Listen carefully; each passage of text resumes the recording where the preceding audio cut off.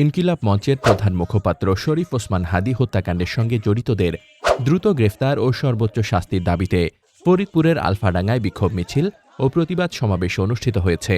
শুক্রবার সন্ধ্যায় জাতীয় নাগরিক পার্টি ও ইসলামী সমমনা দলগুলোর উদ্যোগে কর্মসূচি পালন করা হয়। বিক্ষোভ মিছিলটি উপজেলার গুরুত্বপূর্ণ সড়ক প্রদক্ষিণ করে চৌরাস্তায় এসে মিলিত হয়। পরে সেখানে এক সংক্ষিপ্ত প্রতিবাদ সমাবেশের মাধ্যমে কর্মসূচি শেষ হয়। প্রতিবাদ সমাবেশে সভাপতিত্ব করেন জাতীয় নাগরিক পার্টি আলফাডাঙ্গা উপজেলা শাখার প্রধান সমন্বয়কারী মাওলানা তামিম আহমেদ মিলন। এ সময় ইসলামী সমমনা দলগুলোর বিপুল সংখ্যক নেতাকর্মী উপস্থিত ছিলেন।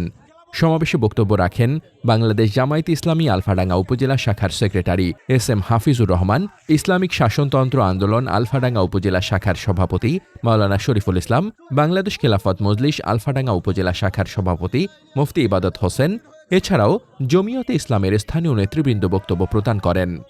বক্তারা বলেন, শরীফ ওসমান হাদী ছিলেন সত্য ও ন্যায়ের পক্ষে সাহসী ও আপোষহীন একজন কণ্ঠস্বর। তার হত্যাকাণ্ড শুধু একজন ব্যক্তির মৃত্যু নয়, বরং ন্যায় বিচারের ওপর সরাসরি আঘাত। তারা আরও বলেন, দ্রুত সময়ের মধ্যে খুনিদের গ্রেফতার করে আইনের আওতায় এনে দৃষ্টান্তমূলক শাস্তি কার্যকর করতে হবে। বক্তারা হুঁশিয়ারি দিয়ে বলেন, দাবি আদায় না হওয়া পর্যন্ত দেশব্যাপী ধারাবাহিক আন্দোলন কর্মসূচি চালিয়ে যাওয়া হবে। প্রতিবাদ সমাবেশে বিভিন্ন শ্রেণী পেশার বিপুল সংখ্যক মানুষ অংশগ্রহণ করেন। মোহাম্মদ শামীম রেজা, দৈনিক খোলা চোখ।